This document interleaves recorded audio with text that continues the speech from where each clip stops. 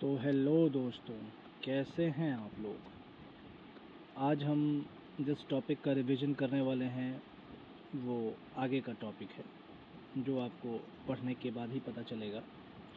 तो शुरुआत करें बिना किसी बात के। तो शुरुआत करते हैं बिना किसी बात के, क्योंकि मुझे लगता है आपके पास भी समय कम ही होगा। मेरे पास तो है ही कम समय की बात कर रहा था, है ही कम। तो पहला जो क्वेश्चन है, आपको मैंने ये सारी चीज़ें पढ़ा दी थी जैव विविधता के बारे में, वातावरण तापन में कौन योगदान करता है। मैंने उसमें बताया था आपको water vapour, carbon dioxide, methane, nitrogen, nitrous oxide, ozone, CFC, black carbon, brown carbon, HFC बताया था? नहीं बताया था। HFC बोला था मैंने, ग्रीन हाउस गैस नहीं है, याद रखिएगा इस बात को। HFC ग्रीन हाउस गैस नहीं है। फिर हमने आपको जैव विविधता प्राधिकरण पढ़ाया था। फिर हमने आपको और क्या क्या चीज़ें पढ़ाई थी। आपको जितने भी उष्णकटिबंधीय वन क्या होते हैं, हिमालयी वन क्या होते हैं, पर्वतीय वन क्या होते हैं, वो पढ़ाया था। जैव विविधता है, हॉटस्पॉट पढ़ाया था, भारत में कितने हैं वो मैंने पढ़ाए थे आपको। आभासी जल व्यापार पढ़ाया था, और इसके साथ में मैंने आपको पढ़ाया था क्या, इसके साथ में आपको मैंने पढ़ाया था बायोस्फीयर रिजर्व। आज जो हम लोग पढ़ने वाले हैं वो पता है क्या पढ़ेंगे? पारिस्थितिकी अनुक्रमण और उसके आगे के टॉपिक्स को। ये बहुत इंपॉर्टेंट टॉपिक्स हैं और प्रश्न इससे पूछे जाते हैं। देखिए आया है प्रश्न, पहला ही प्रश्न देख लो यहाँ पर आप। घास स्थलों में वृक्ष पारिस्थितिक अनुक्रमण के अंश के रूप में किस कारण घासों को प्रतिस्थापित नहीं करते? सवाल को जब भी पढ़ें उसको अपनी भाषा में, आपको मैंने बताया है सरलीकरण करके तोड़ें। हमें यूपीएससी की भाषा से नहीं चलना है, हमें अपनी भाषा निर्मित करनी है, हमें अपनी भाषा में उसके प्रश्न को बदलना है। तो पहला जो प्रश्न जैसे 21 नंबर है कि घास स्थलों में वृक्ष पारिस्थितिक अनुक्रमण के अंश के रूप में किस कारण घासों को प्रतिस्थापित नहीं करते हैं? कीटों एवं कवकों के कारण, सीमित सूर्य के प्रकाश एवं पोषक तत्वों की कमी के कारण, जल की सीमाओं एवं आग के कारण, या उपरोक्त में से कोई नहीं। अब यहाँ पे तो उसकी व्याख्या मिल जाएगी, कोचिंग वाले भी कर ही देते हैं, तो इसको आप पढ़ करके इसके आंसर तक पहुँच सकते हैं। लेकिन ये महत्वपूर्ण नहीं है। इसमें जो महत्वपूर्ण सबसे ज़रूरी है वो थीम है, जो है पारिस्थितिक अनुक्रमण। प्रश्न को ध्यान में रखिएगा, आगे हम एक ही साथ एक ही जगह पे इन सारे प्रश्नों का उत्तर दे देंगे निकाल के। कोई भी चीज़ टुकड़ों में नहीं पढ़ना चाहिए, जब भी पढ़ें उसको होलिस्टिक पढ़ें, और जो प्रश्न होते हैं उन्हें हमेशा टुकड़े में पढ़ना चाहिए। जब भी कोई प्रश्न आए उसे टुकड़ों में बांटिए, पर जब उसका उत्तर दीजिए तो होलिस्टिक दीजिए। इसलिए प्रश्न को ध्यान में रखना है, उत्तर एक जगह होलिस्टिक दे दिया जाएगा। अब चलते हैं 22वें नंबर के प्रश्न पर। प्रश्न को अभी केवल ध्यान में रखना है, प्रश्न को अभी ध्यान में रखना है, उसका उत्तर मिल जाएगा बाद में आपको। पहला प्रश्न क्या है? पारिस्थितिक अनुक्रमण के बारे में। इसको आप बाद में जाके भी प्रश्न को सॉल्व कर सकते हैं, जब आपको ये टॉपिक समझ में आ जाएगा या पढ़ा दिया जाएगा या सिखा दिया जाएगा। अब हम चलते हैं कि 22वां नंबर में क्या कह रहा है कि निम्नलिखित में से कौन सा एक पद केवल जीव द्वारा ग्रहण किए गए दिक् स्थान का ही नहीं बल्कि जीवों के समुदाय में उसकी कार्यात्मक भूमिका का भी वर्णन करता है? अब ऑप्शन दिया हुआ है संक्रमिका, पारिस्थितिक कर्मता, आवास, आवास क्षेत्र। तो ये जितने भी पारिस्थितिकी तंत्र हैं उसके सबसे महत्वपूर्ण शब्द है कि कर्मता क्या होता है, नीच क्या होता है, आवास क्या होता है, आवास क्षेत्र क्या होता है, इकोटोन क्या होता है। ये सारे एक शब्द होते हैं जो कि किसी भी इकोलॉजिकल सिस्टम में प्रयोग किए जाते हैं। तो हम इसके बारे में भी आगे देखेंगे, ठीक है। बाकी अभी आपको ध्यान में क्या रखना है, क्या रखना है ध्यान में आपको? अभी आपको ध्यान में रखना है संक्रमिका, पारिस्थितिकी कर्मता, आवास और आवास क्षेत्र, ये आपको ध्यान में रखना है, ध्यान में रखना है, ठीक है। आगे चलते हैं। आगे यहाँ पर बायोस्फीयर रिजर्व के बारे में बात की जा रही है और उसकी पहाड़ों से तुलना करने के लिए दी गई है। तो अगर वैसे तो आपको मैं पहाड़ जब पढ़ाऊँगा, मैं पढ़ा दूँगा इसी 20 दिन के अंदर मैं पूरे पहाड़, पूरी नदियाँ भी बताऊँगा, तब इस प्रश्न का आप उत्तर दे देंगे। लेकिन अगर आपने थोड़ा बहुत भी पहले पढ़ा होगा, तो आपको इतना तो पता होगा कि नोकरेक जो है वो मैंने आपको पढ़ाया था BSR में, बायोस्फीयर रिजर्व में, कि वो मेघालय में है। नोकरेक नोक पे है, बताया था मैंने, भारत के नोक पर है, मेघालय के नोक पर है नोकरेक, ठीक है, बताया था मैंने। तो यहाँ पर ये जो मेघालय है ना, मेघालय में 3 पहाड़ियाँ होती है, गारो, खासी, जयंतिया। यहाँ पे उसमें से एक पहाड़ी का नाम दिया है गारो पहाड़ी का, इसीलिए इसको आप सही कर सकते हैं। फिर लोकटक झील के बारे में कह रहे हैं कौन सा क्षेत्र में आता है, तो बरेल क्षेत्र में आता है। बरेल कहाँ है? मणिपुर में है। लोकटक झील के बारे में अगर आपने कभी पढ़ा होगा, झील नहीं पढ़ा तो झील भी पढ़ाऊंगा मैं आपको। मैंने लिखा हुआ भारत की प्रमुख झील और पहाड़ियाँ, और लिखा है मैंने कवर्ड इन ज्योग्राफी। हम अभी जो पढ़ रहे हैं वो इन्वायरमेंट इकोलॉजी पढ़ रहे हैं, ज्योग्राफी नहीं पढ़ रहे हैं। जब ज्योग्राफी पढ़ेंगे उसमें सारा कवर कराएंगे, मेरे पास सारे नोट्स बने हुए हैं, देखेंगे नोट्स क्या? छोड़िए, नहीं दिखाऊंगा, जब पढ़ाऊंगा तब दिखाऊंगा आपको, ठीक है। उसको ज्योग्राफी में कवर करेंगे। और ये नामदफा राष्ट्रीय उद्यान, अभी राष्ट्रीय उद्यान आपको आगे पढ़ाऊंगा तब भी आप इसका उत्तर दे देंगे, ठीक है। नामदफा राष्ट्रीय, वैसे अरुणाचल प्रदेश में मैं आपको बताता चलूँ, नामदफा राष्ट्रीय उद्यान। बाकी और कौन कौन से राष्ट्रीय उद्यान है वो भी हम देखेंगे जब हम राष्ट्रीय उद्यान के बारे में, नेशनल पार्क जिसको हम कहते हैं, इसके बारे में जब पढ़ेंगे तब, ठीक है। आगे ही पढ़ेंगे, टेंशन काहे ले रहे हैं, बस अभी बस ध्यान में रखना है आपको ये सारे प्रश्न को। तो पहला प्रश्न क्या था, पारिस्थितिक अनुक्रमण था, इकोलॉजिकल सक्सेशन कहते हैं, ओह अंग्रेजी वालों, इकोलॉजिकल सक्सेशन कहते हैं इसको अंग्रेजी में, ठीक है। इसके बाद जो है दूसरा जो था वो कौन सा बताया था मैंने, पारिस्थितिक कर्मता, जिसको हम कई नीच कह देते हैं, कई जगह इकोटोन एक मैंने पढ़ा था, एक आवास पढ़ा था, हैबिटेट, ये सारे हमने क्वेश्चंस पढ़े हैं। और बाकी अभी ये क्वेश्चंस पढ़े हैं, आगे देखते हैं।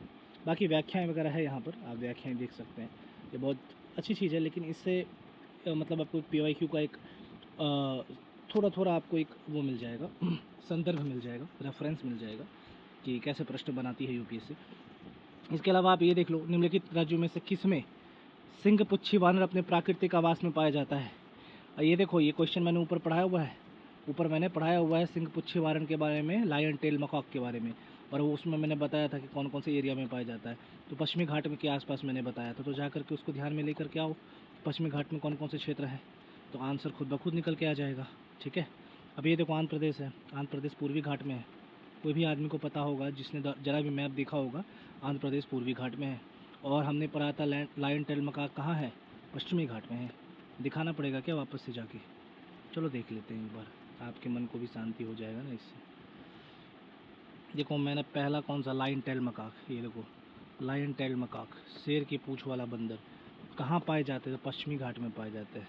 शर्मीले स्वभाव वाले फल भक्षी होते हैं, हमने पढ़ाया था। और ये देखो, ये देखो, ये देखो, यहाँ पर लायन टेल मकाक के बारे में आपको बताया था। ये है पश्चिमी घाट, ये है पूर्वी घाट, यहाँ पर है आंध्र प्रदेश, इस जगह पर आंध्र प्रदेश, ये पूरा का पूरा हो गया पश्चिमी घाट, ये पूर्वी घाट का हिस्सा है, ये पूर्वी घाट का हिस्सा है, ठीक है। और थोड़ा देखना है तो यहाँ से भी देख सकते हो, ये है पश्चिमी घाट, ये है पूर्वी घाट, ये देखो आंध्र प्रदेश यहाँ पे, ये देखो पश्चिमी घाट केरल है, तमिलनाडु है, कर्नाटका है, ये सब देखो, ये सब पश्चिमी घाट के अंतर्गत आते हैं। आते हैं कि नहीं आते हैं, आते हैं, आते हैं ना, आते हैं ना, बोलो हाँ जी आते हैं। चलो आगे देखते हैं। आगे हम लोग पढ़ने वाले हैं मैंग्रोव, घास स्थल, झील, महासागर। नीचे देखें, इसको भी नीचे देख लेंगे, तो कौन, महासागर, झील क्या होते हैं, घास स्थल क्या होते हैं, मैंग्रोव क्या होते हैं, सब नीचे एक ही बार में पढ़ लेंगे, होलिस्टिक कवर करेंगे, टेंशन नहीं है। लेकिन अगर आपको अभी बेसब्री बहुत ज़्यादा हो रही है, अभी जानना है, तो अभी के लिए व्याख्या पढ़ लो, अभी के लिए व्याख्या पढ़ लो। फिर देखो, एक खाद्य श्रृंखला, खाद्य श्रृंखला के बारे में भी जानना बहुत ज़रूरी है, बहुत इंपॉर्टेंट टॉपिक है ये खाद्य श्रृंखला। एक है खाद्य श्रृंखला और एक है खाद्य जाल, फूड चेन, फूड वेब, ठीक है, ये दो हैं। उसके में क्या डिफरेंस है और क्या क्या होते हैं ये दोनों, इसके बारे में भी हम जो है ज़रूर पढ़ेंगे आगे। लिखा भी है मैंने, नीचे देखें, तो नीचे देखेंगे तब देखेंगे, तब तक के लिए व्याख्याएं देखिए। फिर तारा कछुआ, मॉनिटरशिप के लिए वामन, सुअर, स्पाइडरमैन भारत में प्राकृतिक रूप से कौन से पाए जाते हैं। ऊपर मैंने आपको बोला है कि कौन कौन से इंडेंजर मतलब भारत में एंडेमिक है, उसके बारे में मैंने डिटेल लिख ही दिया है। जो छूट गए दो चार मान के चलो, वो अगर आपको करंट अफेयर्स में मिल जाएगा, तो करंट अफेयर्स से आप उठा करके वहाँ पर कोट कर लीजिएगा मेरे उसके साथ में, क्योंकि मैंने इसमें करंट को ऐड नहीं किया है, मेरा स्टैटिक का है ये। तो जो भी PT 365 पड़ेगा उसमें कहीं ना कहीं कुछ ना कुछ इसके बारे में, जो न्यूज़ में चलने वाला एंडेमिक है, स्पीसीज है, उसके बारे में जानकारी मिल जाएगी, तो वहाँ से ऐड कर सकते हो आप। बाकी इन सब के बारे में थोड़ा थोड़ा थोड़ा व्याख्या है, पढ़ लोगे तो अच्छा रहेगा। अब यहाँ से चालू करते हैं मेन चीज़। यहाँ पे चालू क्या करेंगे, पारिस्थितिक संवेदी क्षेत्रों के संदर्भ में निम्नलिखित में से कौन सा कथन सही है, कौन सा कथन सही है, किसके बारे में, इकोलॉजिकल सेंसिटिव जोन के बारे में बात कर रहा है। अंग्रेजी में इसको कहते हैं इकोलॉजिकल सेंसिटिव जोन, ठीक है, ESZ, ecological succession zone, ecological succession sensitive zone कहते हैं, सक्सेशन नहीं, सेंसिटिव। तो पारिस्थितिकी संवेदी क्षेत्रों के संदर्भ में निम्नलिखित में से कौन सा कथन सही है। पहला कि पारिस्थितिक संवेदी क्षेत्र वे क्षेत्र जिन्हें वन्य जीव संरक्षण अधिनियम 1972 के अधीन घोषित किया गया है। पारिस्थितिक संवेदी क्षेत्रों को घोषित करने का प्रयोजन है उन क्षेत्रों में केवल कृषि को छोड़कर सभी मानवीय क्रियाओं पर प्रतिबंध लगाना। देखो, मैं कहीं कहीं प्रयास ये करूँगा आपको ट्रिक भी समझाऊँ। जैसे इसमें क्या लिखा है ना, कि जब भी UPSC इस तरह के प्रश्न दे और वहाँ पे कहीं अधिनियम की चर्चा हो, मतलब कि जहाँ पे फैक्ट UPSC दे, कोई फैक्ट दे, कोई तथ्य दे, या कोई एक्सट्रीम वर्ड का प्रयोग जैसे केवल, या ऐसे यूज़ कर दे कि प्रत्येक, ऐसे करके यूज़ किया करे, मतलब जो एक्सट्रीम बात बोले, है ना, सभी इस तरह के वर्ड का प्रयोग करे, तो इस तरह के जो शब्द होते हैं वो जनरली गलत होते हैं। ठीक है, अगर 10 कोई प्रश्न यूपीएससी दे रही है तो जनरली 8 गलत होंगे, 2 की गारंटी तो कोई भी नहीं देता है। तो एक्यूरेसी के मामले में 8 आपके सही हो जाएंगे। तो देखो यहाँ पे फैक्ट दिया हुआ है, वन्य जीव संरक्षण अधिनियम 1972 के अधीन घोषित किया गया पारिस्थितिक संवेदी क्षेत्र। तो फैक्ट है तो गलत ही होगा, ऐसे काट दो।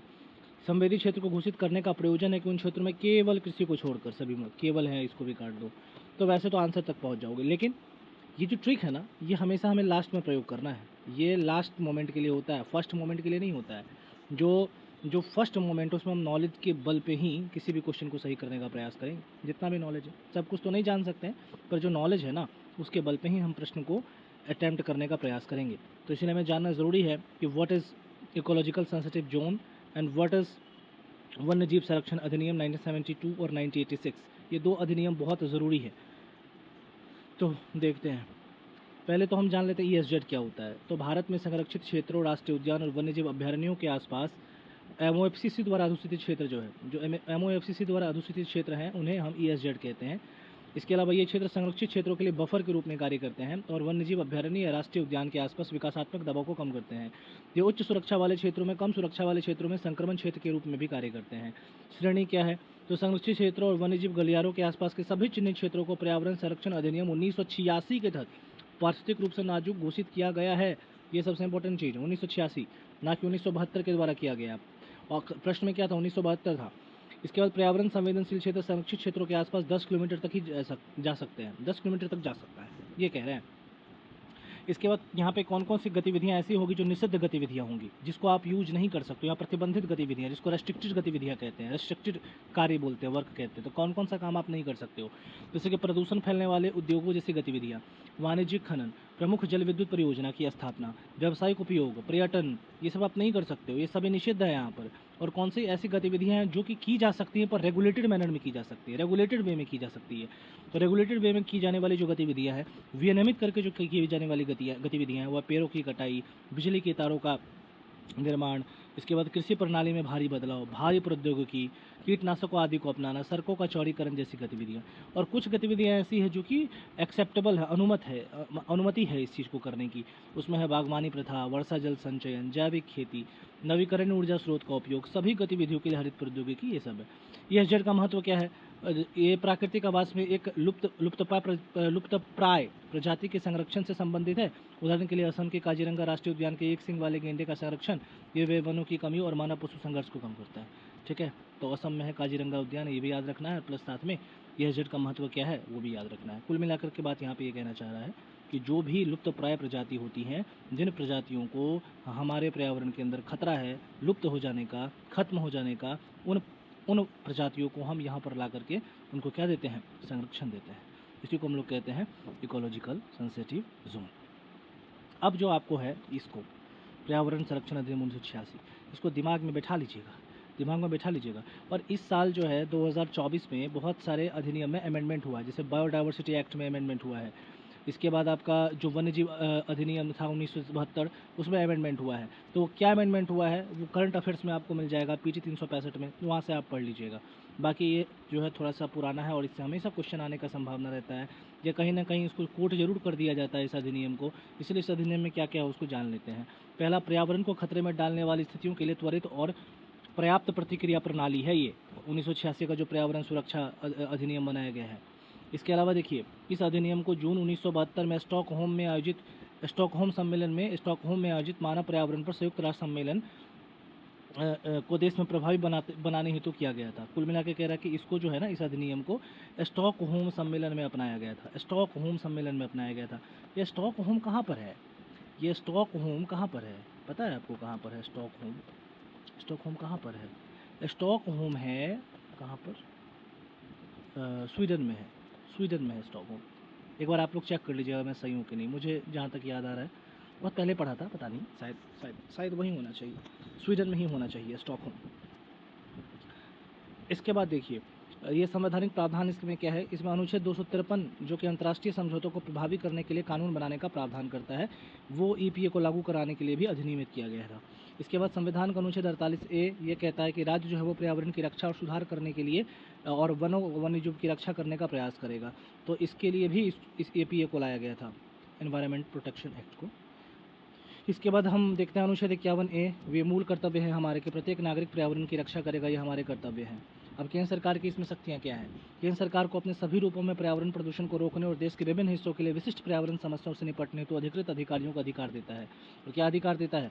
इसमें निम्नलिखित मामले में निर्देश देने की शक्ति प्राप्त है। पूरा आप पढ़ लीजिएगा, लेकिन मैं आपको इंपॉर्टेंट चीज़ें बस इसमें नोट करा देता हूँ। किसी उद्योग के संचालन या प्रक्रिया को बंद करना, निषेध करना या विनियमन करना, मतलब किसी भी उद्योग संचालन को बंद कर सकता है। विद्युत या जल या किसी अन्य सेवा की आपूर्ति में ठहराव या विनियमन का काम कर सकता है। ईपीए के तहत अपराधों और दंड की वर्तमान स्थिति, अधिनियम के किसी भी प्रावधान का गैर अनुपालन या उल्लंघन एक अपराध माना जाता है। अपराधों का संज्ञान, कोई भी न्यायालय इस अधिनियम के तहत किसी भी अपराध का संज्ञान नहीं लेगा बशर्ते शिकायत निम्नलिखित में से किसी के द्वारा ना की गई हो।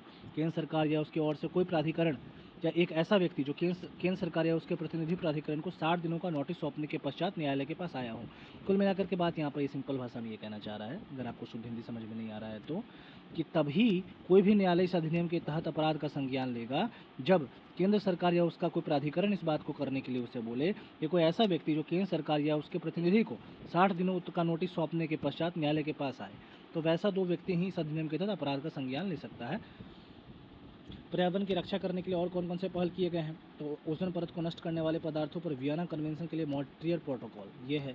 खतरनाक अपशिष्टों के सीमा पार संचालन पर बेसल कन्वेंशन, रॉटरडम कन्वेंशन 1998, अस्थायी कार्बनिक प्रदूषणों पर स्टॉकहोम कन्वेंशन, जलवायु परिवर्तन पर संयुक्त राष्ट्र कन्वेंशन यूएनएफसीसी, जैव विविधता पर कन्वेंशन, संयुक्त राष्ट्र मरुस्थलीय रोकथाम अभिसमय, ये सारे के सारे जो है ना पर्यावरण की रक्षा के लिए किए गए हैं और भारत इसका हस्ताक्षर करता है, भारत इसका सिग्नेटरी है।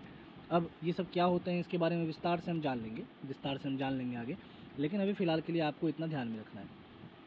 इसके अलावा आप देख सकते हैं पर्यावरण की रक्षा के लिए सब कन्वेंशन वगैरह है, याद करवा दूँ ये कन्वेंशन, क्योंकि अभी आगे भी आपको इसको याद करना ही होगा, क्योंकि इससे हर साल एक ना एक प्रश्न कुछ ना कुछ पूछ ही दिया जाता है कहीं ना कहीं से। इसको याद ही कर लीजिए तो ज़्यादा अच्छा है। रुकिए 1 second please, 1 second please, 1 second, 1 second, 1 second, where this is the main thing। चलो कौन कौन से पर्यावरणीय सम्मेलन है इसको देख लेते हैं साथ साथ, अच्छा रहेगा ना, सीख लेंगे। पहला है बेसल कन्वेंशन, बेसल खतरनाक अपशिष्ट पदार्थों के लिए इसको किया गया था 1992 में, भारत इसका सिग्नेटरी है। स्टॉकहोम कन्वेंशन जो ये अभी हम लोग पढ़ रहे थे स्वीडन में था, ये स्वीडन में है कि नहीं पता नहीं, इसमें भी इस बात का जिक्र नहीं किया गया, देख लेना है एक बार। और साथ में ये पीओपी प्रदूषक जो है, जो अस्थायी कार्बनिक प्रदूषक है, उसको उसकी समाप्ति के लिए, उसको खत्म करने के लिए, उससे पर्यावरण की रक्षा करने के लिए इसको लाया गया था। पीओपी का मतलब ये होता है परसिस्टेंट ऑर्गेनिक पॉल्यूटेंट्स, मतलब कि एक ऐसे जैविक प्रदूषक जो है जो हमारे शरीर को, मानव शरीर को नुकसान भी पहुँचाते हैं और लंबे समय तक जो है पर्यावरण में बने रहते हैं, उसको हम पीओपी कहते हैं। इसमें से रॉटरडम कन्वेंशन देख लीजिए, खतरनाक रसायनों के लिए ये कन्वेंशन को 2004 में लागू किया गया था, इंडिया सबका है, खतरनाक रसायनों पर रोक के लिए। फिर साइट्स जो है वो जंगली जानवरों के व्यापार पर प्रतिबंध है, तो सबको याद रहता है, इसको वाशिंगटन नाम से भी जाना जाता है। फिर मिनीमाता कन्वेंशन है, मिनीमाता कन्वेंशन पारा के लिए, मरकरी को पर्यावरण में मतलब फैलने से रोकने के लिए है। इसके अलावा अगर हम बात करें क्योटो प्रोटोकॉल के बारे में, क्योटो प्रोटोकॉल जो है वो जीएचजी उत्सर्जन को लेकर के है, जीएचजी गैसों के उत्सर्जन में कमी लाने के लिए जो है क्योटो प्रोटोकॉल का सिग्नेटरी किया गया है। इसके अलावा हम देख लेते हैं Nagoya protocol, Cartagena protocol. Nagoya protocol क्या है? अनुवांशिक संसाधनों के उपयोग से उत्पन्न होने वाले लाभों का न्यायसंगत साझाकरण। इसके अलावा कार्टाजाना प्रोटोकॉल क्या है? समुद्री पर्यावरण के संरक्षण के लिए। बॉन कन्वेंशन क्या है? जैव विविधता के संरक्षण के लिए।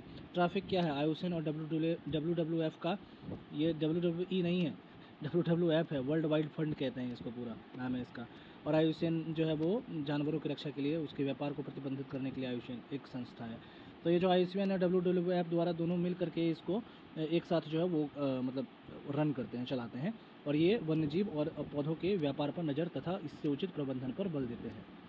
इसके अलावा यूएनएफसीसी के बारे में अगर हम जान लेते हैं कि यूएनएफसीसी क्या है? जलवायु परिवर्तन पर COP13 के तहत 2015 और 2016 में अस्तित्व में आया। कार्बन डाइऑक्साइड के उत्सर्जन में वर्ष 2050 तक 50% और वर्ष 2100 तक 100% की कटौती का लक्ष्य रखा गया है। फिर वियना कन्वेंशन है, O3 ozone layer Montreal protocol, O3 संरक्षण, UN रेड, इसके बाद फॉरेस्ट डिग्रेडेशन के लिए है, और किगाली CFC में कमी लाने के लिए किया गया है। मुझे लगता है थोड़ा सा इसमें ना एक चीज़ करना था, आपको मैं इसको याद कराना था। हमने केवल पढ़ दिया, आपको याद हुआ नहीं है, ऐसे मुझे मालूम है आपको याद नहीं हुआ। चलिए इसको याद कराते हैं आपको। आओ करा दूँ याद, आओ करा दूँ याद। ये क्या हो गया, 1 सेकेंड, 1 सेकेंड। अगर मैं कुछ करता हूँ ना तो थोड़ा सा वो गड़बड़ काम कर देता हूँ। जैसे मैंने यहाँ पे एक गड़बड़ काम किया, बोलिए क्या गड़बड़ काम किया आपने, बताऊँगा बाद में बताऊँगा। चलिए इसको याद कराते हैं आपको, है ना। देखिए कैसा याद कराते हैं, ऐसा याद कराऊँगा, ऐसा याद कराऊँगा कि आप भूल नहीं पाएंगे। ये देखो, देखो बेसल कन्वेंशन है ना, बेसल, बॉस से बेसल, बॉस से बेसल और बॉस से वेस्ट। तो अगर याद रखें कहीं पूछ दे बेसल कन्वेंशन, तो बॉस से बेसल, बॉस से वेस्ट, बॉस से बेसल, बॉस से वेस्ट, बॉस से बेसल, बॉस से वेस्ट, वेस्ट मतलब अपशिष्ट, अंग्रेजी में वेस्ट। फिर स्टॉक होम, देखो स्टॉक होम, स्टॉक आगे में क्या है, एस सौ है, सौ, और यहाँ पे भी आगे में सौ है, स्थाई, अस्थायी कार्बनिक प्रदूषकों के लिए स्टॉकहोम सम्मेलन, अस्थायी कार्बनिक प्रदूषकों को खत्म करने के लिए स्टॉकहोम कन्वेंशन। तो अगर कोई पूछ दे स्टॉक, स्टॉक फॉर अस्थाई, सौ और यहाँ भी सौ, ऐसे भी आ सकते हो, स्टॉक और अस्थाई, स्टॉक और अस्थाई। तो अस्थायी कार्बनिक प्रदूषकों की समाप्ति के लिए स्टॉकहोम सम्मेलन, कन्वेंशन, ये सम्मेलन जो भी बोलो। फिर रॉटरडम, नाम से ही खतरनाक है, रॉटरडम, रॉटरडम नाम से ही खतरनाक है, डमाडम हो रहा है कुछ, तो ये खतरनाक रसायनों के लिए है, खतरनाक रसायनों के लिए है, ठीक है। और वैसे भी देख लो, रॉटर, रॉ रसायन, ठीक है, तो raw for water, raw for रसायन, और खतरनाक नाम इसीलिए रॉटरडम। फिर है साइट्स, साइट्स किस चीज़ के लिए होता है भैया, साइट्स किस लिए होता है, साइट जंगली जानवरों के व्यापार पर प्रतिबंध लगाता है। ये वैसे भी आपको याद है, बहुत बार न्यूज में आता रहता है ये, इसीलिए इसके लिए क्या चीट कोड है। इसके लिए देखो मिनी माता, मिनी माता, मिनी, देखो मिनी, ओ मिनी, ओ मिनी माता, ओ Mini Mata, Mini Mata for mercury, M for Mini, M for mercury, M for Mini, M for mercury. तो मिनी माता पारा के लिए, मरकरी के लिए, मरकरी के लिए, ऐसे याद रखना है इसको।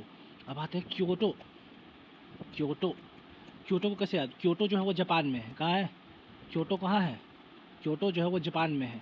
तो G for Japan, G for GHG, G for Japan, G for GHG, G for Japan, G for GHG, G for Japan, G for GHG, Japan GHG, Japan GHG, Japan GHG, ऐसे याद रख लो। और फिर नगोया भी है, और Nagoya कहाँ है, नगोया भी जापान में ही है, नगोया भी जापान में ही है। तो जी फॉर जापान और जी फॉर जेनेटिक्स, अनुवांशिक संसाधन, अनुवांशिक संसाधन अंग्रेजी में कहते हैं जेनेटिक्स। तो नगोया और क्योटो, क्योटो और नगाया, ये दोनों कहाँ हैं, ये दोनों जापान में हैं। और जापान फॉर जी, और जी फॉर GHG, और जी फॉर जेनेटिक्स। तो ये ऐसे करके आप इसको याद रख सकते हैं, याद हो जाएगा। फिर कार्टाजेना, काट दो, कार्टाजेना, कार्टाजेना, कार्टाजेना, कार्टा समुद्री पर्यावरण, समुद्री पर्यावरण के लिए है, मरीन पोल्यूशन के लिए है। कार्टाजेना, समुद्र को काट दो दो भागों में, समुद्र को काट दो दो भागों में, कार्टाजेना, काट दो, समुद्र को काट दो, Cartagena. Bon convention, Bon, B for biodiversity, जैव विविधता को अंग्रेजी में बायोडाइवर्सिटी कहते हैं। B for Bonn, B for biodiversity, B for Bonn, B for biodiversity, ऐसे करके इसको याद रख लेना है। फिर ट्रैफिक है, यूपीएससी क्या क्या करवाती है मेरे से बताइए, क्या क्या करवाती है ये मेरे से बताइए। हम जैसे बंदे जिनको लेक्चर सुनने में अच्छा लगता है, मतलब लेक्चर देने में अच्छा लगता है, वो यहाँ पर रटंत विद्या का फॉलो कर। कभी अगर बन गया मैं तो पहले तो इसको हटाऊंगा, कोई रटंत विद्या नहीं, सब कुछ कॉन्सेप्चुअल होगा। IUCN WWF, IUCN WWF, traffic, traffic तो पता ही है, T for traffic, T for trade, T for traffic, T for trade. किस चीज़ का ट्रेड, वन्य जीवों और पौधों के व्यापार पर ट्रेड, व्यापार, व्यापार मतलब ट्रेड, तो ट्रेड की बात कर रहा है। इसके बाद UNFCCC किस चीज़ के लिए है, जलवायु परिवर्तन, लास्ट में इसका देखिए सी है, लास्ट में इसका क्या है, सी है। और ये जो है यूएनएफसीसी किस चीज़ के लिए है, कार्बन डाइऑक्साइड में कमी करने के लिए है। 2050 तक 50% तक कार्बन डाइऑक्साइड विश्व के में कम किया जाएगा पर्यावरण से, और 2100 तक 100% तक कटौती कर दी जाएगी। हालांकि ये 100% तक कटौती मुझे लगता है सही चीज़ नहीं है, 100% कोई भी चीज़ खत्म नहीं किया जाना चाहिए। इसका रीज़न है सबसे बड़ा जो कार्बन डाइऑक्साइड होता है ना, वो हमारे पर्यावरण के लिए बहुत ज़रूरी चीज़ भी होते हैं। ऐसा नहीं को केवल नुकसान है, जब एक स्तर से ऊपर जाता है कार्बन डाइऑक्साइड तब नुकसानदायक है। लेकिन वैसे तो ये क्या करते हैं, ये ब्लैंकेट का काम करते हैं। ये ब्लैंकेट का हमें जो है ठंड से बचाते हैं। ये जो है पृथ्वी का कंबल है, पृथ्वी का ये कंबल है, पृथ्वी को ज़्यादा ठंडा होने से बचाते हैं। लेकिन जब एक स्तर से ज़्यादा बढ़ जाता है तो जा करके दिक्कत आती है, पृथ्वी ज़्यादा गर्म हो जाती है, जिसका परिणाम अभी आप हीट वेव के रूप में भी देख रहे हैं, सामने आ रहा है हीट वेव के रूप में। तो ये पेरिस एग्रीमेंट उस चीज़ के लिए किया गया है कि इसको यूएनएफसीसी का पेरिस एग्रीमेंट है, पेरिस एग्रीमेंट, P4 पेरिस में भी देख लो आप, S4 तो C4CO2 ऐसे करके याद रख लेना। इसके बाद वियना कन्वेंशन और मॉन्ट्रियल प्रोटोकॉल, ये दोनों O3 से है। V4 Vienna, V4 Montreal, VMO3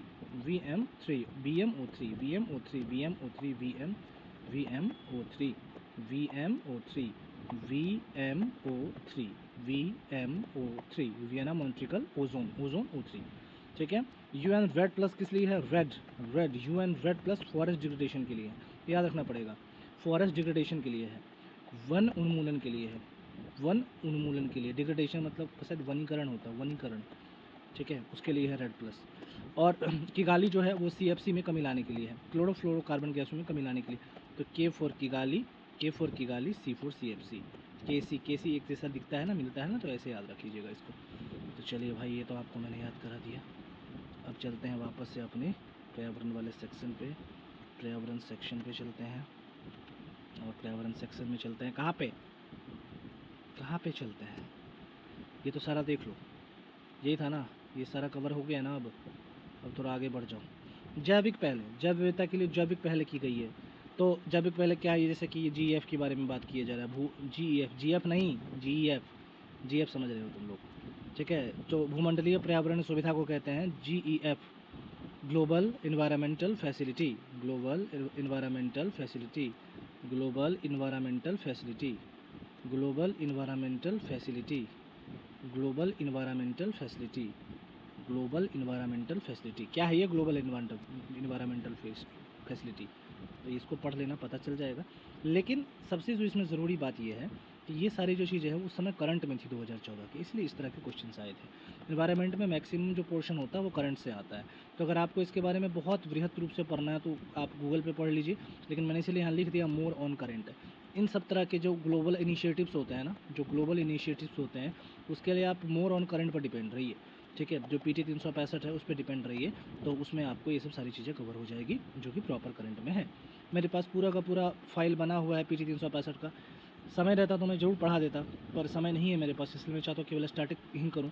और जब एक बार स्टैटिक हो जाए इस YouTube चैनल पे, तो अगले साल से मैं पक्का PT 365 भी पढ़ाऊँगा।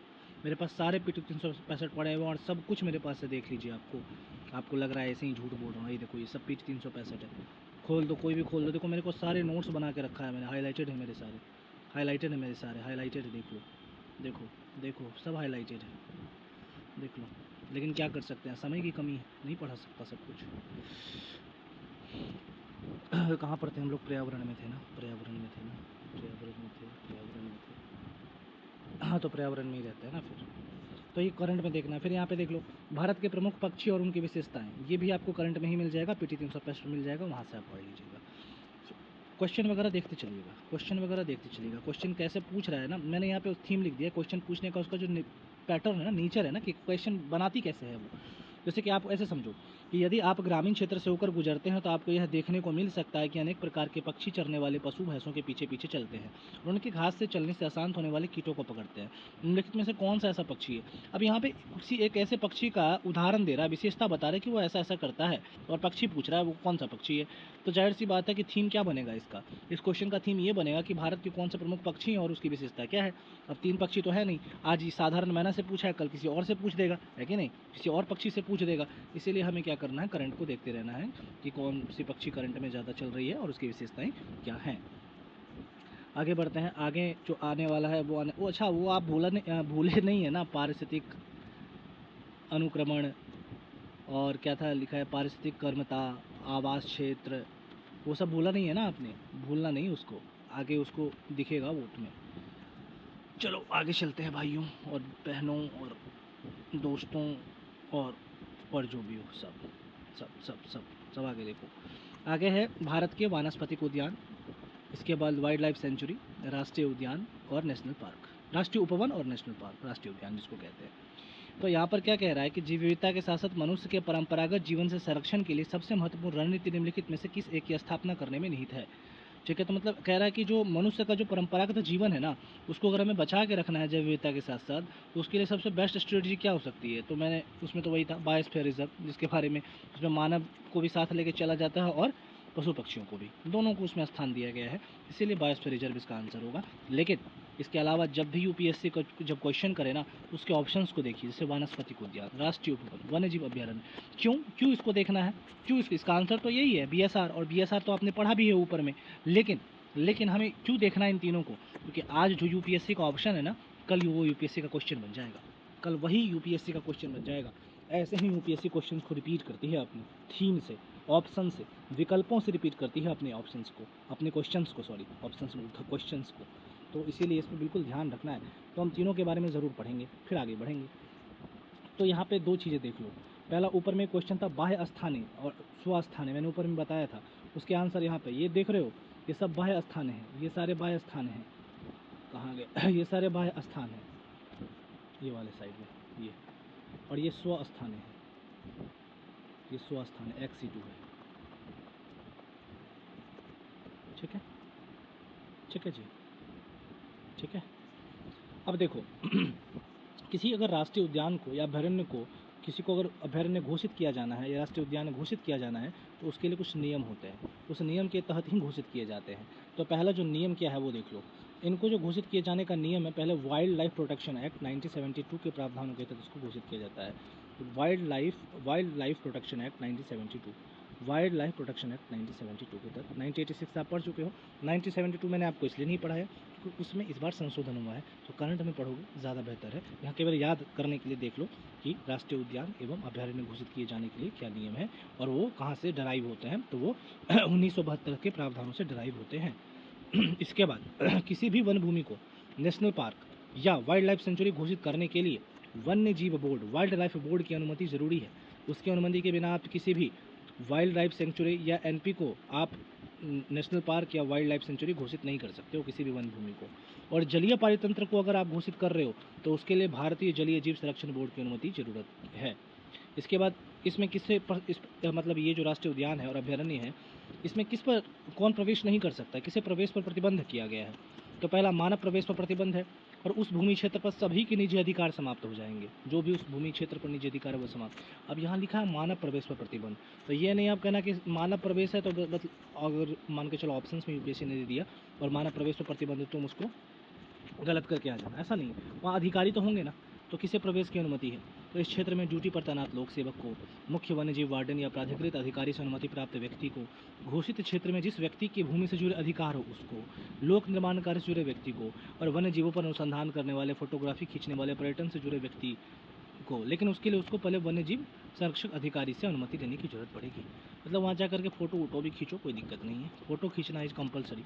हर जगह आज के टाइम में फ़ोटो खींच रहा है आदमी, हर जगह खींच रहा है, तो जानवर को पीछे क्यों रखा जाए। इससे अधिकारों में सबको बराबर अधिकार हो तो ज़्यादा अच्छा है। अच्छा, इसमें जो है एक साथ तुलनात्मक अंतर देख लेते हैं। जो नेशनल पार्क होते हैं उसमें किसी भी प्रकार का अधिवास एवं मानवीय गतिविधि की अनुमति नहीं होती, जबकि जो वाइल्ड लाइफ सेंचुरी होती है, वन्यजीव अभ्यारण्य होते हैं, उसमें जानवरों को चराने या लकड़ी आदि इकट्ठा करने की अनुमति होती है, मानव के बसने की अनुमति नहीं होती है, पर्यटन करने की अनुमति होती है।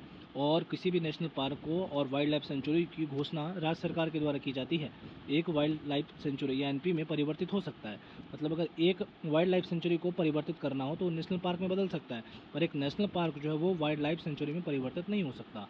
और बीएसआर के बारे में देख लो, इसमें बाहरी क्षेत्र में मानवों को बसने और परंपरागत कार्यों को कार्यों को करने की अनुमति है बीएसआर में। मतलब यहाँ जाओ, अपना खाओ पियो मस्ती करो, जानवर गेंडा बाघों को देखो और आओ उधर से, मतलब दोनों काम एक साथ, पैसा भी कमाओ और पशु पक्षियों को देखने का आनंद भी लो। अब देखो, ये जो होता है ना, ये जो है पूरा का पूरा ये सर दर्द है, क्योंकि सबको याद करना पड़ता है और याद होता नहीं है जल्दी कोई चीज़। लेकिन टेंशन मत लो, मैं ऐसा याद कराऊंगा, ऐसा याद करूँगा, या ऐसा याद कराऊंगा कि एग्ज़ाम तक तो कम से कम नहीं ही भूलोगे, इसके बाद भूल भी सकते हो, उसकी गारंटी नहीं है, लेकिन एग्ज़ाम तक तो नहीं भूलोगे ना, मैं भूलने दूंगा। भूल के दिखाओ, भूल के दिखाओ। चलो शुरू करते हैं, उत्तराखंड से शुरू करेंगे। उत्तराखंड, उत्तराखंड, उत्तराखंड। ये क्या पढ़ रहे हैं हम लोग, पहले पता है ना, ये शीर्षक देख लो, भारत के पवित्र उपवन, उपवन के बारे में पढ़ रहे हैं, उपवन के बारे में पढ़ रहे हैं, ठीक है। तो याद रखना, उपवन की बात हो रही है यहाँ पे, उपवन की बात हो रही है, तो याद रखना। उत्तराखंड में है देवभूमि और बुग्याल, देवभूमि और बुग्याल, बुग्याल, देवभूमि और बुग्याल। अय देवू, देवू, देवू, देव, देवू, देवू, देवू, देवू का हो, देवू का हो, देवू, उत्तराखंड में देवू का हो। देवू मतलब देव फोर देवभूमि और भू फोर बुग्याल, देवभूमि और बुग्याल। इसके बाद हम चलते हैं सीधा अरुणाचल प्रदेश में। अरुणाचल प्रदेश में जाएंगे, वहाँ मिलेगा गुम्पा वन, गुम्पा, गो गुम्पा, गुम्पा जी इधर आओ, अरुणाचल प्रदेश में आओ, गुम्पा वन, गुम्पा वन। और इधर मणिपुर में चले जाओगे तो मिलेगा गमखाप और मोहाक, गमखाप और मोहाक, गमखाप और मोहाक, गमखाप और मोहाक। कहाँ मिलेगा ये गमखाप और मोहाक, कहाँ मिलेगा ये, मणिपुर में मिलेगा। ओ गम जी, ओ गम, गम गम गम, गम में डूबा हूँ मैं, मणिपुर में जाके गम में डूबा हूँ, गम और मुंह में डूबा हूँ, गम और मुंह में डूबा हूँ। कहाँ जाके डूबा हूँ, मणिपुर में जाकर के डूबा हूँ। मणिपुर में जाकर के जब मनी खो गई मेरी, मणिपुर में जाकर के जब मनी खो गई, मनी मतलब धन, धन जब खो गया मेरा, तो मैं गम और मुंह में डूबा हूँ उस धन के। तो गमखाप और मोहाक कहाँ पर, मणिपुर में है। फिर चलते हैं हम झारखंड में, झारखंड में सरना, झारखंड में सरना, सरना, ओ झारखंड सरना, सड़ा हुआ ये लगता है ये। बताओ यार, यहाँ इतने रिसोर्सेस हैं पर इसके बाद भी सरकार यहाँ पे तरक्की नहीं कर पा रही है, क्योंकि क्या ही बोलूँगा मैं, क्या ही बोलूँगा भैया।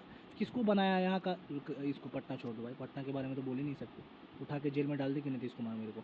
ये झारखंड के बारे में बोल सकता हूँ मैं।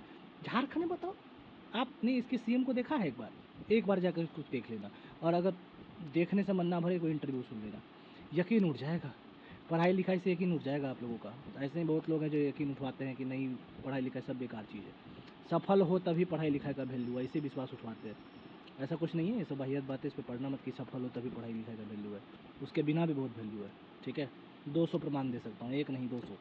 बहरहाल ये बताओ, यहाँ का मुख्यमंत्री है, और ये जो मुख्यमंत्री साहब है, जिनको यहाँ पे इतने ज़्यादा रिच मिनरल्स हैं, सोर्सेस है मिनरल्स के, लेकिन यहाँ पे वो दोहन करके, उत्खनन करके उसका यूज नहीं कर पा रहे हैं सही तरीके से, और इस वजह से क्या हो रहा है, झारखंड सरने जैसा बना हुआ है। तो सरना, झारखंड में सरना वन है, सरना उपवन है।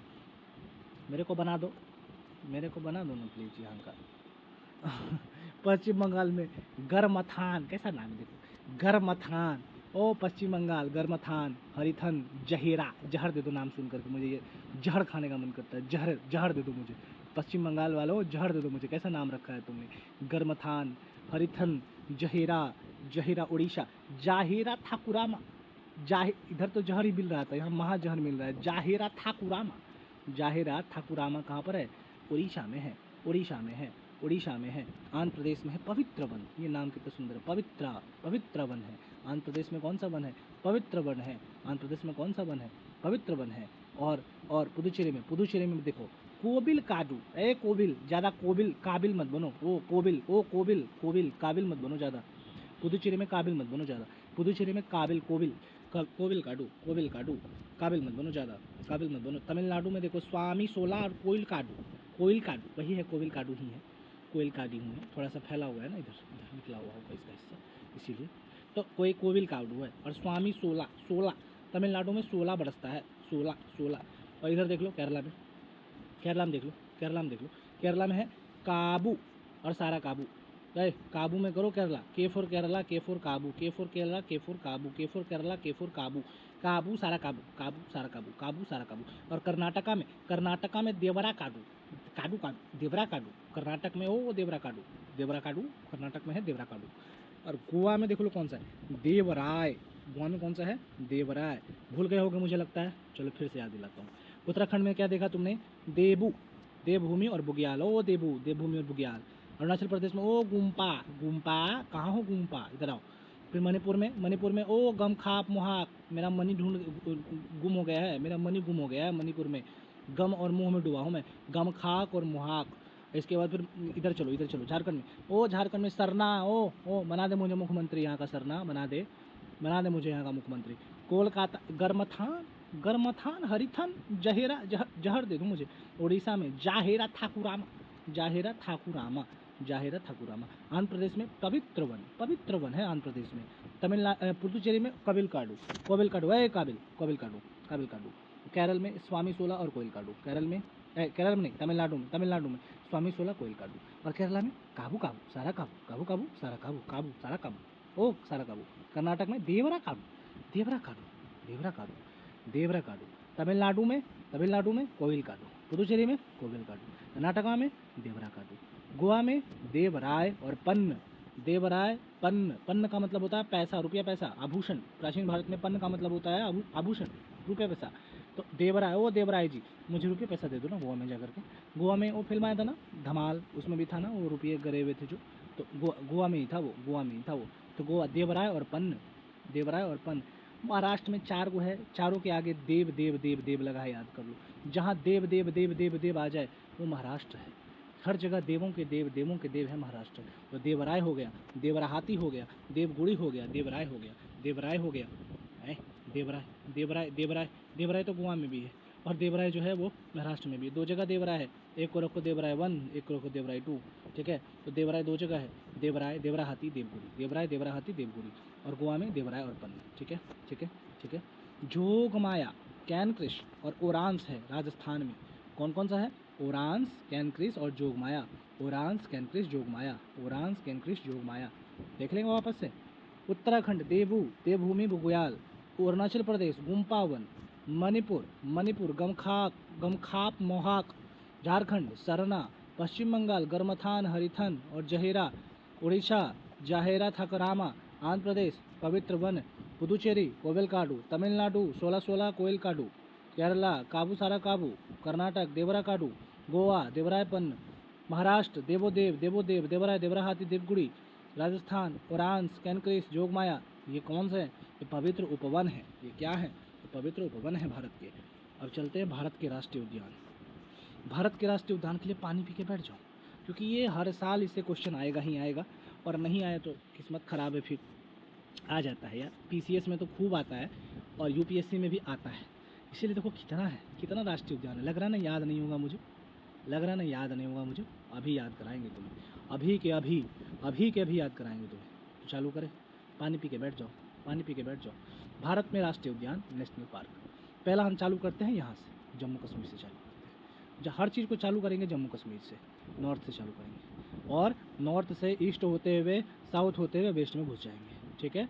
नॉर्थ से ईस्ट होते हुए साउथ होते हुए वेस्ट में घुस जाएंगे, ठीक है।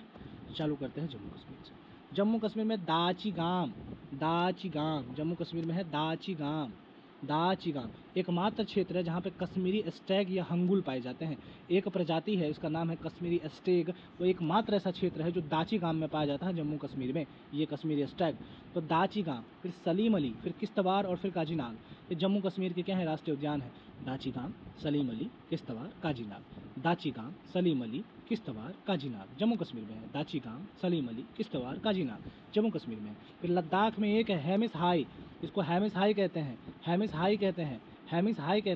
क्या कहते हैं लद्दाख में? हेमिस हाई। भारत का सबसे बड़ा राष्ट्रीय उद्यान, ओह ध्यान से सुन लो, भारत का सबसे बड़ा राष्ट्रीय उद्यान कौन सा है? हेम्स हाई कई लोग बोल देते हैं, कई लोग हेमिस हाई कहते हैं, कोई हेम्स हाई कहता है। कुछ भी बोलो, नाम का आगे H है, हेम हर जगह लगे रहेगा, हाई हर जगह रहेगा, तो हेमिस हाई भारत का सबसे बड़ा नेशनल पार्क कहाँ? लद्दाख में है। फिर चलते हैं अब हिमाचल प्रदेश की ओर। हिमाचल प्रदेश में कौन सा है?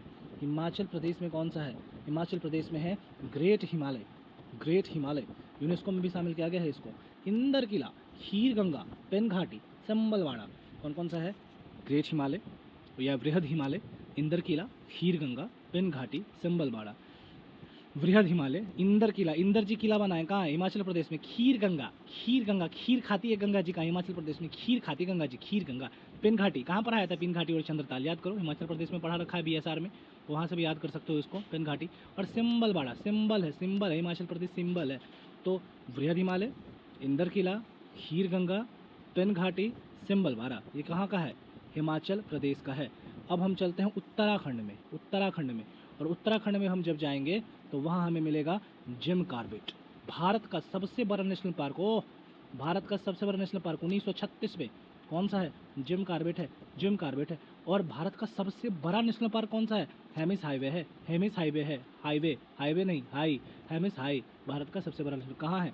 लद्दाख में है। कहाँ है? लद्दाख में है। इसके अलावा उत्तराखंड में और कौन सा है? जिम कॉर्बेट तो है ही, और कौन सा है? नंदा देवी। नंदा देवी भी बीएसआर में पढ़े थे हम लोगों ने, नंदा देवी। और कौन सा है? राजा जी, राजा जी, उम्र राजा जी। कहाँ पर है राजा जी? उत्तराखंड में है राजा जी। और किस चीज़ के लिए प्रसिद्ध है? तो बाघ, तेंदुआ एवं हाथी के लिए प्रसिद्ध है। फिर हम चलते हैं, हम कहाँ से? अब हम उत्तराखंड से चलते हैं सिक्किम। और सिक्किम में हम जब जाएंगे वहाँ मिलेगा कंचनजोंगा। कंचनजोंगा बीएसआर में भी था, कंचनजंगा यहाँ भी है बीएसआर में, मतलब एमपी में, कंचनजंगा सिक्किम में। अब हम चलते हैं बिहार में। बिहार में है वाल्मीकि, ओ वाल्मीकि जी, ओ वाल्मीकि जी। कहाँ है? बिहार में, B for Bihar, B for Valmiki, Valmiki ji. Valmiki Ramayana, Ramayana के लिए जानते हैं ना वाल्मीकि जी को, तो यह नेशनल पार्क भी है उनके नाम पे। और झारखंड में सरना, ओ सरना उपवन भी है ना झारखंड में। और झारखंड में ये नेशनल पार्क भी है, नाम है बेतला, बेतला, ओ बोतला, बेतला। हम लोग बिहार में है ना, तो जो बेवकूफ़ टाइप के लोग होते हैं उसको बोलते हैं बोतला, अरे बोतला, इधर आ बोतला। तो झारखंड में बेतला, ओ बेतला, इधर आ, इधर आ बेतला, इधर आ, इधर आ, इधर आ बेतला। इसके अलावा असम में जाओ, असम में जाओ बाबू, असम में। कहाँ गए? बिहार चले गए, झारखंड चले गए, अब असम में जाते हैं ना? नहीं, चलो अरुणाचल प्रदेश में पहले जाते हैं। नॉर्थ से कर रहे हैं ना, ठीक है, ऐसे अरुणाचल प्रदेश में जाते हैं। अरुणाचल प्रदेश में नामदफा और माउलिंग, नामदफा और माउलिंग। और बीएसआर में क्या पढ़ाया था भाई? बीएसआर में मैंने बताया था दिहांग दिबांग, याद करो, बीएसआर में बताया दिहांग दिबांग। और यहाँ पर क्या है? अरुणाचल प्रदेश में नामदफा और माउलिंग, नामदफा और माउलिंग। अब चलते हैं असम की दुनिया में। असम की दुनिया बड़ी खूबसूरत है, जरा देखो असम की दुनिया में क्या है। असम की दुनिया में डिब्रू साइखोवा पढ़ाया था। डिब्रूगढ़ राजधानी चलती है 124, 124 प्लेटफॉर्म नंबर 16 पे आ रही है डिब्रूगढ़। कहाँ पर है डिब्रूगढ़? डिब्रूगढ़ कहाँ पर है? डिब्रूगढ़ कहाँ पर बताया था मैंने? असम में बताया था, डिब्रू साइखोवा असम में बताया था। अब दूसरा कौन सा है? ओरांग। तीसरा कौन सा है? नामेरी। चौथा कौन सा है? देहांग पटकई। पांचवा कौन सा है? रायमुना। और छठा कौन सा है? काजीरंगा। काजीरंगा एक सिंग वाले गेंडा के लिए, एक सिंग वाला गेंडा केवल और केवल कहाँ पाया जाता है? काजीरंगा में पाया जाता है। उसके लिए सबसे ज़्यादा प्रसिद्ध है, उसके लिए सबसे ज़्यादा प्रसिद्ध है Kaziranga national park, Raimona national park, Dihang Patkai national park, Nameri national park, Orang national park, Dibru Saikhowa national park. एक और छूटा है मानस, एक और छूटा है मानस, जंगली भैंसे के लिए। बीएसआर में भी था डिब्रू साइखोवा और मानस, और यहाँ पे नेशनल पार्क है। बाकी इस दोनों के अलावा बाकी देहांग, ओरांग, नामेरी, रायमोना, काजीरंगा ये नेशनल पार्क में आते हैं, पर बीएसआर के हिस्से नहीं है। ठीक है, ठीक है, याद रहेगा, याद रहेगा, नहीं रहेगा तो भूल जाओ। ठीक है, अब चलते हैं मणिपुर में। ओह मणिपुर, मणिपुर, मणिपुर में है कीबुल लामजाओ, कीबुल लामजाओ, विश्व का एकमात्र तैरता हुआ नेशनल पार्क। कीबुल लामजाओ जो है वो विश्व का एकमात्र ऐसा नेशनल पार्क है जो तैरता हुआ है। कीबुल लामजाओ विश्व का एकमात्र ऐसा पार्क है, नेशनल पार्क है, राष्ट्रीय उद्यान है, ओ बाबू, एमपी है, जो कि तैरता हुआ है। और कहाँ है? कहाँ है? मणिपुर में है, मणिपुर में है, मणिपुर में है। अच्छा, त्रिपुरा में क्या है भाई फिर? जब मणिपुर में तो त्रिपुरा, त्रिपुरा में क्या है? त्रिपुरा में है क्लाउडेड लेपर्ड और बाइसन, ये दो नेशनल पार्क है, क्लाउडेड लेपर्ड और बाइसन, ये दोनों कहाँ हैं? त्रिपुरा में है। अब मिजोरम में चलो, मिजोरम में चलो, मिजोरम में मुरलेन और फांगपुई, मुरलेन और फांगपुई, फांगपुई वहाँ पर्वत भी है मिजोरम में, और फांगपुई का नाम भी है नीला पर्वत, देख लो, इसके नाम से नेशनल पार्क भी है, फांगपुई नेशनल पार्क और मुरलेन नेशनल पार्क। कहाँ है? मिजोरम में। कहाँ है? मिजोरम में। कहाँ? ओ कहाँ है? मिजोरम में है। अब चलते हैं पश्चिम बंगाल, पश्चिम बंगाल, पश्चिम बंगाल में सुंदरवन, ओह सुंदरवन, सुंदरवन, जलदापारा, जलदापारा, एक सिंग वाला गेंडा के लिए प्रसिद्ध है। एक सिंग वाला गेंडा काजीरंगा में भी था, और अब देखो जलदापारा में, जलदापारा, ओह जलदापारा। न्योरा घाटी, न्योरा, न्योरा, न्योरा घाटी, नुब्रा घाटी नहीं, न्योरा घाटी, न्योरा घाटी कहाँ है? न्योरा घाटी पश्चिम बंगाल। बुक्सा, बुक्सा, बक्सा में बंद कर दो, बक्सा, बुक्सा वेस्ट बंगाल। और सिंगलीला, सिंगलीला, सिंगलीला, सिंगलीला कहाँ? वेस्ट बंगाल। तो सुंदरवन, जलदापारा, न्योरा घाटी, बुक्सा, सिंगलीला। मिजोरम में मुरलेन और फांगपुई। ठीक है, अब छत्तीसगढ़ में चलते हैं। छत्तीसगढ़ में है इंद्रावती, इंद्रावती, इंद्रावती, गुरु घासीदास और कांगेर घाटी। इंद्रावती, गुरु घासीदास, कांगेर घाटी। इंद्रावती, गुरु घासीदास, कांगेर घाटी। उड़ीसा में है, उड़ीसा में है भितरकनिका, शिमलीपाल। भितरकनिका, शिमलीपाल। बीएसआर में क्या पढ़ाया था? बीएसआर में पढ़ाया था शिमले गए एमिली खान, तो यहाँ भी नेशनल पार्क है, ये नेशनल पार्क है। उड़ीसा, उड़ीसा भितरकनिका और शिमलीपाल। और छत्तीसगढ़ में है इंद्रावती, गुरु घासीदास, कांगेर घाटी। इसके अलावा हम चलते हैं आंध्र प्रदेश में, सॉरी तेलंगाना में। आंध्र प्रदेश बाद में आएंगे, पहले तेलंगाना में। तेलंगाना में है कासु ब्रह्मानंद रेड्डी, कासु रेड्डी, रेड्डी, ओह आंध्र प्रदेश में रेड्डी, कासु ब्रह्मानंद रेड्डी। और महावीर हरिना वनस्थली, महावीर हरिना स्थली कहाँ है ये कहाँ है? तेलंगाना में है, तेलंगाना में है महावीर हरिना वनस्थली। और मुर्गावानी, तेलंगाना के लोग मुर्गा बहुत खाते हैं। हैदराबाद का चिकन बिरयानी बड़ा फेमस है, नाम भी हैदराबादी चिकन बिरयानी। तो इधर मुर्गा कटता है, इसीलिए मुर्गावानी, मुर्गा कटता है तो मुर्गावानी। तेलंगाना में मुर्गावानी, मुर्गावानी। तो कासु ब्रह्मानंद रेड्डी, महावीर हरिना स्थली और हैदराबाद में मुर्गावानी। इसके बाद आंध्र प्रदेश में है, आंध्र प्रदेश में है कोंडा, कोंडा, पापी कोंडा, पापी कोंडा, ओ पापी कोंडा, आंध्र प्रदेश में जा, ओ पापी कोंडा, आंध्र प्रदेश में जा, आंध्र प्रदेश में जा, पापी कोंडा, जा आंध्र प्रदेश में। और राजीव गांधी रामेश्वरम नेशनल पार्क यहीं पर है आंध्र प्रदेश में। और श्री वेंकटेश्वर नेशनल पार्क वो भी यहीं है, श्री वेंकटेश्वर नेशनल पार्क वो भी यहीं है। अब तमिलनाडु में देख लें, तमिलनाडु में देख लें, इंदिरा गांधी अन्नामलाई नेशनल पार्क यहीं है। मुदुमलाई, गिंडी, मुकुर्थी। अब बीएसआर का याद कर लेना, बीएसआर का याद कर लेना, बीएसआर का याद कर लेना। नहीं बताऊंगा मैं, नहीं बताऊंगा मैं बीएसआर में क्या था, नहीं बताऊंगा, याद करके मुझे बताओ, ठीक है। इंदिरा गांधी, इंदिरा गांधी अन्नामलाई, मुदुमलाई, गिंडी, मुकुर्थी, ये कहाँ के हैं? ये तमिलनाडु के हैं। तो एक बार रिवीजन कर ले, क्या पढ़ा हमने अभी तक में? हमने अब तक में पढ़ा पहला जम्मू कश्मीर, जम्मू कश्मीर में हमने पढ़ा दाचिगाम, सलीम अली, इस्तवा, काजीनाग। फिर लद्दाख में हमने पढ़ा हेमिसाई, भारत का सबसे बड़ा नेशनल पार्क। हिमाचल प्रदेश में हमने फिर क्या पढ़ा? ग्रेट हिमालय, इंदर किला, खीर गंगा, पिन घाटी, सिम्बल बारा। फिर इसके बाद हमने पढ़ा उत्तराखंड में, उत्तराखंड में हमने क्या पढ़ा? जिम कार्बेट, भारत का पहला नेशनल पार्क है ये, नंदा देवी, राजा जी, ये पढ़ा। इसके बाद हमने सिक्किम में क्या पढ़ा? सिक्किम में हमने पढ़ा कंचनजंगा, सिक्किम में पढ़ा हमने कंचनजंगा। अरुणाचल प्रदेश में हमने क्या पढ़ा? अरुणाचल प्रदेश में नामदफा माउलिंग, नामदफा माउलिंग। असम में हमने क्या पढ़ा? असम में हमने पढ़ा डिब्रू साइखोवा, ओरांग, नामेरी, दिहांग पाटकाई, रायमोना, काजीरंगा, मानस। हमने झारखंड में क्या पढ़ा? बेतला। हमने बिहार में क्या पढ़ा? वाल्मीकि। हमने अरुणाचल प्रदेश में क्या पढ़ा? नामदफा और माउलिंग, नामदफा और माउलिंग। हमने हमने हमने हमने मणिपुर में क्या पढ़ा? हमने मणिपुर में क्या पढ़ा? केबुल लामजाओ, कीबुल लामजाओ, विश्व का एकमात्र तैरता हुआ नेशनल पार्क कीबुल लेमजाओ। मिजोरम में हमने क्या पढ़ा? मुरलेन फंकुई, मुरलेन फंकुई। त्रिपुरा में हमने क्या पढ़ा? क्लाउडेड लेपर्ड और बाइसन। त्रिपुरा में हमने क्या पढ़ा? क्लाउडेड लेपर्ड और बाइसन। इंद्रावती, छत्तीसगढ़ में हमने पढ़ा इंद्रावती, गुरु घासीदास, कांगेर घाटी। उड़ीसा में हमने पढ़ा भितरकनिका और सिमलीपाल। तेलंगाना हमने पढ़ा ब्रह्मानंद रेड्डी, कासु, कासु ब्रह्मानंद रेड्डी, महावीर हरिना स्थली, मुर्गावानी, मुर्गावानी। तेलंगाना में पढ़ा। आंध्र प्रदेश में क्या पढ़ा? पापी कोंडा, राजीव गांधी, श्री वेंकटेश्वर। तमिलनाडु में क्या पढ़ा? इंदिरा गांधी, मुदुमलाई, गिंडी, मुकुर्थी। अब चलते हैं केरला की तरफ, केरला की तरफ। केरला में देखो पेरियार, ओ पेरियार, पेरियार, इराविकुलम, अन्नामुरी, साइलेंट वैली, पंबाडुम 16, मथिकेट्टन 16, 16 16, 16 16, पंबाडुम, मथिकेट्टन, पंबाडुम, मथिकेट्टन 16, मथिकेट्टन 16, मथिकेट्टन 16, मथिकेट्टन 16, मथिकेट्टन 16, मथिकेट्टन 16, ठीक है। इसके बाद हम लोग चलते हैं किधर? कर्नाटका में। कर्नाटका में है, कर्नाटका में है, कर्नाटका में है कौन सा? कर्नाटका में है कौन सा? कर्नाटका में है कौन सा? बांदीपुर, राजीव गांधी नागर होल।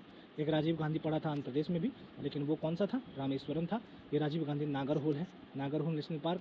साथ में कुद्रेमुख, कूद, कूद जा, कूद जा, कूदा, कर्नाटक, कर्नाटक, कर्नाटक, कर्नाटक में जाके कूद जा, कर्नाटक में जाके कूद जा, कुद्रेमुख। बांदीपुर, राजीव गांधी, कुद्रेमुख। केरला में पेरियार, इराविकुलम, अन्नामुरी, साइलेंट वैली, पंबाडुम 16, मथिकेट्टन 16। और गोवा में महावीर, महावीर मोल्लेम, एक और पढ़ा था हमने आंध्र प्रदेश में, महावीर हरिना वनस्थली, ये गोवा में है, महावीर मोल्लेम। इसके बाद महाराष्ट्र में देखेंगे, महाराष्ट्र में 5 है। संजय गांधी, पेंच, पेंच 2 इसको लिख दो, पेंच 2, क्योंकि पेंच 1 MP में हम पढ़ेंगे। इसके बाद ताडोबा, नवेगांव, चांदोली, संजय गांधी, पेंच, ताडोबा, नवेगांव, चांदोली। फिर गुजरात में देख लो मुकुंदरा, नहीं गुजरात में देखना है ना, गुजरात में मुकुंदरा हिल्स नहीं है, गुजरात में क्या है? गिरवन, गिर गया है गुजरात, तो गिरवन। और मरीन, कच्छ की खाड़ी के पास है मरीन नेशनल पार्क, तो गीर और मरीन, गिर और मरीन, गिर और मरीन, गिर और मरीन क्या है ये गुजरात के नेशनल पार्क हैं, गुजरात के नेशनल पार्क हैं, गुजरात के नेशनल पार्क हैं। और राजस्थान के कौन से हैं, राजस्थान के कौन से हैं, राजस्थान के हैं रणथंभौर, सरिस्का, मरु, ग्रेट इंडियन बस्टर्ड का प्राकृतिक आवास है ये कौन, मरु राष्ट्रीय उद्यान। और एक बात याद रखना, ये जो ग्रेट इंडियन बस्टर्ड है ना, ये राजस्थान का राजकीय पक्षी भी है, ये राजस्थान का राजकीय पक्षी भी है। इसके बाद है केवलादेव, केवलादेव साइबेरियन क्रेन प्रवासी पक्षी का आश्रय स्थल है, केवलादेव, ओ केवलादेव, केवलादेव, ओए केवलादेव। राजस्थान रणथंभौर, सरिस्का, मरु, केवलादेव। उत्तर प्रदेश, उत्तर प्रदेश में दुधवा, दुधवा, दूध पी ले उत्तर प्रदेश में जाकर, दुधवा, ए दुधवा, जा उत्तर प्रदेश जा, दुधवा उत्तर प्रदेश जा। और लास्ट में बचा हरियाणा, हरियाणा, हरियाणा में है सुल्तानपुर और कालेसर, कालेसर और सुल्तानपुर। अब जो सबसे बड़ा है वो है एमपी, याद रखो एमपी 8 को है, ऐसे 12 को है लेकिन 8 को जो सबसे महत्वपूर्ण है वो मैंने इसमें लिखा है। बांधवगढ़, कूनो, माधव, पन्ना, संजय, सतपुरा, कान्हा, फॉसिल। बांधव, कूनो, माधव, पन्ना, संजय, सतपुरा, कान्हा, फॉसिल, फॉसिल, कान्हा, सतपुरा, संजय, पन्ना, माधव, कूनो, बांधवगढ़। बांधव, कूनो, माधव, पन्ना, संजय, सतपुरा, कान्हा, फॉसिल। बांधव, कूनो, माधव, पन्ना, संजय, सतपुरा, कान्हा, फॉसिल। फॉसिल, कान्हा, सतपुरा, संजय, पन्ना, माधव, कूनो, बांधवगढ़। बांधवगढ़, कूनो, माधव, पन्ना, संजय, सतपुरा, कान्हा, फॉसिल। कान्हा, संजय, माधव, पन्ना, कूनो, बांधवगढ़, फॉसिल, सतपुरा। ठीक है, याद रहेगा, भूलोगे तो नहीं, भूलोगे तो नहीं, मुझे नहीं लगता भूलोगे। ठीक है। अब है भारत में वन्यजीव अभ्यारण्य, इसको हम पढ़ेंगे कल। वन्यजीव अभ्यारण्य, पक्षी अभ्यारण्य और भारत के प्रमुख वनस्पति उद्यान, ये तीनों को पढ़ने के बाद हम चलेंगे पर्यावरणीय अनुकूलन की तरफ, एनवायरमेंटल एडेप्टेशन की तरफ, जहाँ हम शीत निष्क्रियता, ग्रीष्म निष्क्रियता, फर्न, लाइकेन, फर्न, लाइकेन, ग्रीष्म निष्क्रियता, प्रमुख जीव निश्चंदक भोजी, इसके बारे में पढ़ेंगे। मॉस के बारे में, छत्रक के बारे में, भारत के जलीय जीव। इसके बाद हम पर्यावरण और पारिस्थितिक तंत्र में पढ़ेंगे आवास, निकेत, वही पारिस्थितिक इकोलॉजिकल, नीचे याद है ना, ऊपर जो ध्यान में था ना, बोला था ना, याद रखना। पारिस्थितिक तंत्र, अनुक्रमण, विविधता, कीस्टोन प्रजाति क्या होती है, इकोटोन क्या होता है, एज इफेक्ट क्या होता है, पारिस्थितिक तंत्र में कौन कौन से प्रकार हैं उसके, ये सब बहुत इंपॉर्टेंट है, बहुत ही इंपॉर्टेंट है ये सब सारी चीज़ें। यूपीए देखो कितना है इसमें, ये सब बहुत इंपॉर्टेंट है। ठीक है, बिल्कुल आपको मैं इसको कल देखता हूँ, कल करवा दूंगा। मैंग्रोव वनस्पति वगैरह सब यूपीएससी में पूछे गए। अनुक्रमण देखो, इकोलॉजिकल सक्सेशन यहाँ पर, उसके बारे में भी है, सब पढ़ेंगे लेकिन अभी नहीं। मिलते हैं हम लोग कल, तब तक के लिए गुड बाय। ध्यान रखिए आप सब अपना, और रिवीजन की बीमारी को अपने अंदर बनाए रखिए, रिवीजन के अंदर की बीमारी को बनाए रखिए। बाय।